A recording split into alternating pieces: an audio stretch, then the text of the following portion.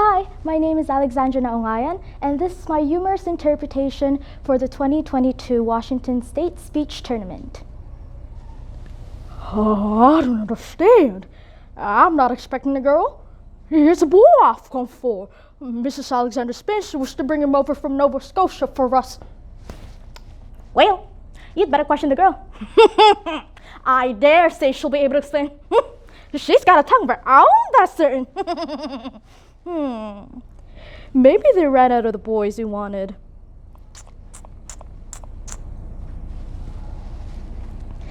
When Marilla Cuthbert and her brother Matthew decide they are getting too old to run the farm, they decide to adopt a boy from the orphanage to help out. Things don't work out as they expect, and one mishaps leads to another. In Anne of Green Gables by Ella Montgomery. I suppose you are Mr. Matthew Cuthbert of Green Gables? I'm very glad to see you. I was beginning to be afraid you weren't coming for me, and I was imagining all the things that might have happened to prevent you, and I'd made up my mind that if you didn't come for me tonight, I'd go down that track to that big wild cherry tree at the bend and climb up into it to stay all night. Oh, I wouldn't be a bit afraid, and it would be lovely to sleep in a wild cherry tree, all white with bloom in the moonshine. Don't you think? You could imagine you were dwelling in marble halls, couldn't you? And I was quite sure you'd come for me in the morning if you didn't tonight. I'm sorry I was late. Give me your bag. Oh, no, I can carry it. It isn't heavy. I've got all my worldly goods in it, but it isn't heavy. And if it isn't carried in just a certain way, the handle pulls out, so I'd better keep it because I know just the exact knack of it.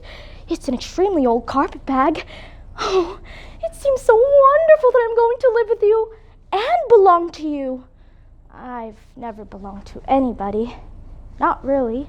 But the orphanage was worst. I've only been in 4 months, but that was enough. I don't suppose you were ever an orphan in an asylum. It's worse than anything you could imagine. Mrs. Spencer said it was wicked of me to talk like that. Oh, isn't that beautiful? What does that tree leaning out from the bank all white and lacy make you think of? Well now, I don't know. Why, a bride, of course. A bride, all in white with a lovely misty veil. I've never seen one, but I can imagine what she would look like. Oh, but am I talking too much? People are always telling me I do. Would you rather I didn't talk? If you say so, I'll stop. I can stop when I make up my mind to it, although it's difficult. Oh, you can talk as much as you like. Oh, I don't mind.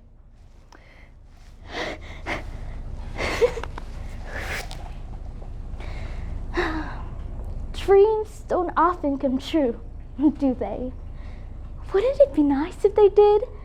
But just now, I feel pretty nearly perfectly happy. Well, I can't exactly feel perfectly happy because, well, what color would you call this? It's red, ain't it? Yes, it's red. Now you see why I can't be perfectly happy? Nobody could who has red hair. I don't mind the other things so much. The freckles, the green eyes, and my skinniness, I can imagine them away. I can imagine that I have a beautiful rose leaf complexion and lovely starry violet eyes. But I cannot imagine that red hair away. I do my best. I think to myself, now my hair is a glorious black, black as the raven's wing. But all the time I know it is just plain red and it breaks my heart. It will be my lifelong sorrow. I read of a girl once with a lifelong sorrow, but it wasn't red hair. Her hair was pure gold rippling back from her alabaster brow. Well, what is an alabaster brow? I never could find out. Can you tell me? Well now, I'm afraid I can't. Who's that? Where's the boy? Oh, there wasn't any boy, there was only her. Well now, this is a pretty piece of business. You don't want me? You don't want me because I'm not a boy. I might have expected it. Nobody ever did want me. Oh, what shall I do? I'm going to burst into tears. This is the most tragical thing that ever happened to me, and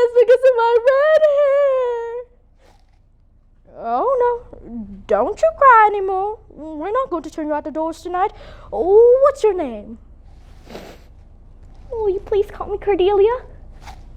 Call you Cordelia. Is that your name?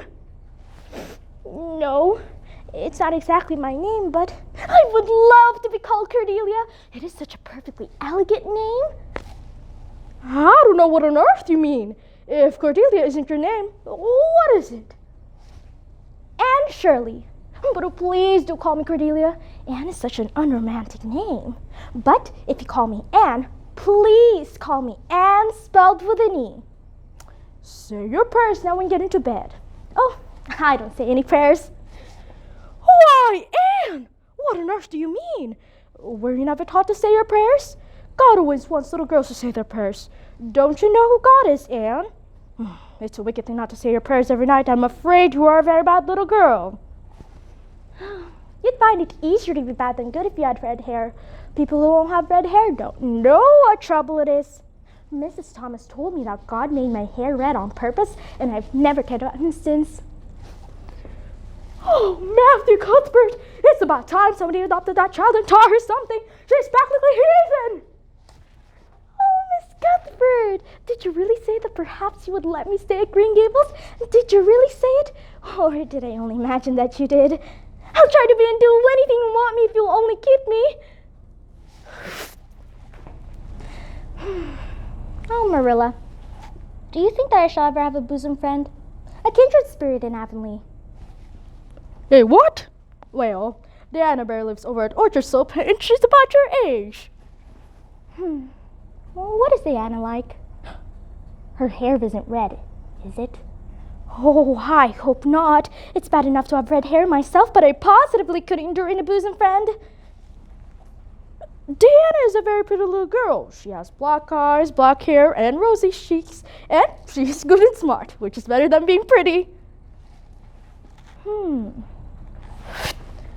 I guess Gilbert Blythe will be in school today. He's been visiting his cousins over in New Brunswick all summer, and he only came home Saturday night.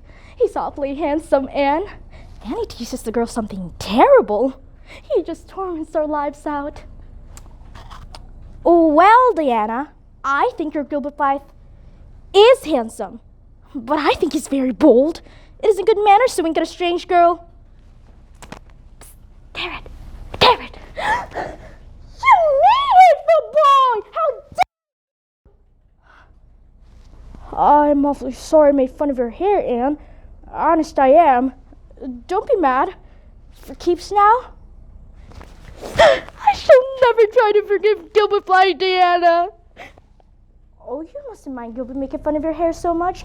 Why, he makes fun of all the other girls. He laughs at mine because my hair is so black. He's called me a crow a dozen times. There's a great deal of difference between being called a crow and being called carrots. Where is that girl? Mercy on us. Have you been asleep, Anne? No. Are you sick then? No, but please, Marilla, go away. I'm in the depths of despair. Did anyone ever hear the like? Anne Shirley, whatever's the matter with you, what have you done? Get right up this minute and tell me. Oh, Anne Shirley, what have you done to your hair? Why, it's green. Yes, it's green. I thought nothing could be as bad as red hair, but now I know it is 10 times worse to have green hair. Oh, Marilla, you little know how utterly wretched I am. I didn't mean to dye it green. The peddler said it would turn my hair into beautiful raven black. He positively assured me it would.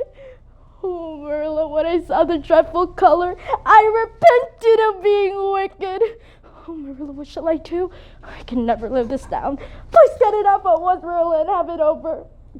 This is such an unromantic affliction. The girls in books lose their hair in fever so to get money for some good deed. I'm sure I wouldn't mind losing my hair in some such fashion, half so much. But there is nothing comforting in having your hair cut off because you've dyed it a dreadful color, is there? I'm going to weep every time you're cutting if it won't interfere. I shall never try to be beautiful again. Well, of course it's better to be good. I know it is. But it's sometimes so hard to believe a thing even when you know it.